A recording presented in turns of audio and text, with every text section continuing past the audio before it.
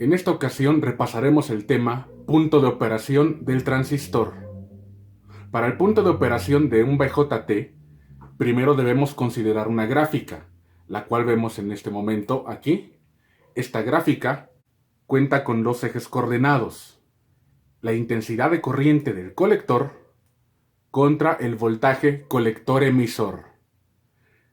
Esta gráfica es propia de cada transistor.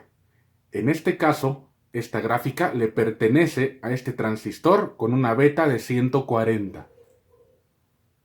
En la gráfica vemos representados distintos valores de intensidad de corriente de base.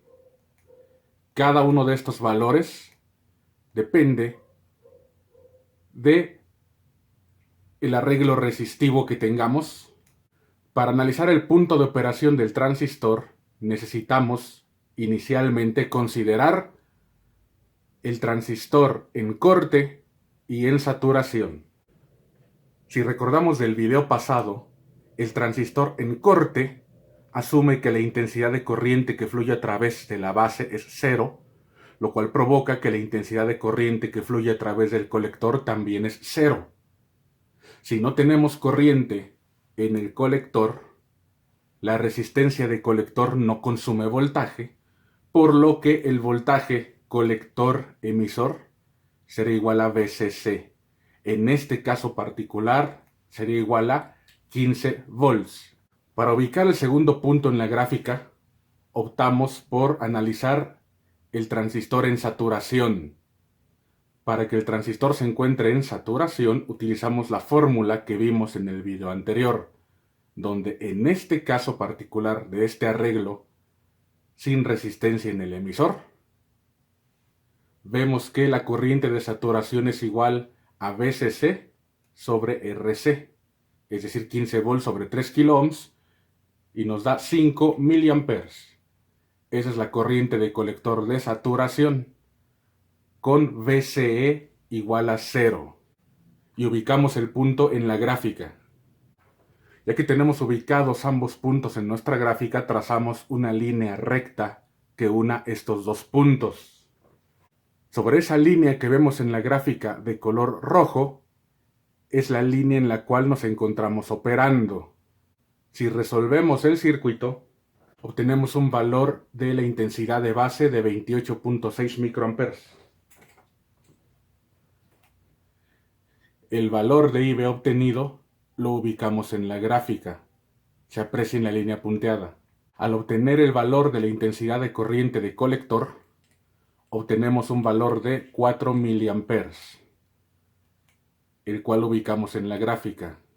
Al resolver la malla colector-emisor, obtenemos el valor del voltaje colector-emisor, el cual es igual a 3 volts. Como vemos en la gráfica, en este punto se ubican la intensidad de corriente de la base, la intensidad de corriente del colector, el voltaje colector-emisor. Este punto es el punto de operación del transistor, también conocido como punto Q. El punto de operación es un punto de reposo sobre características del transistor, es decir, tenemos una serie de valores que podríamos ver como que se pueden mover dependiendo de los valores que tengamos en el circuito. Por eso, para definir un punto en específico, se le llama punto de reposo, punto de operación, y el punto Q viene de la palabra quiescent point.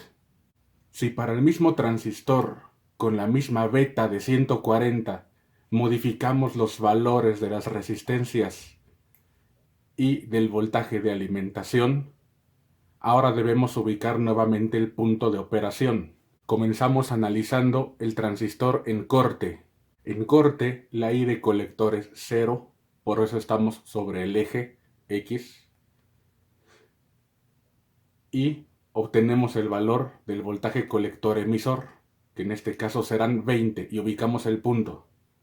Ahora lo analizamos en saturación. Sabemos que en saturación el voltaje colector emisor es 0 volts, por eso estaremos sobre el eje Y. Calculamos la corriente de colector de saturación y obtenemos su valor ubicando el punto en la gráfica. Unimos ambos puntos con una línea recta y si obtenemos alguno de los tres valores necesarios, es decir, la intensidad de base, la intensidad de colector o el voltaje colector emisor, podremos ubicar el punto de operación. Por ejemplo, al obtener la intensidad de corriente de base de 51 microamperes, lo ubicamos aproximadamente en la gráfica, y con ello ese punto le corresponde a 7 miliamperes y 6 volts en los ejes coordenados. Si seguimos resolviendo, obtendremos valores aproximados para el nuevo punto de operación.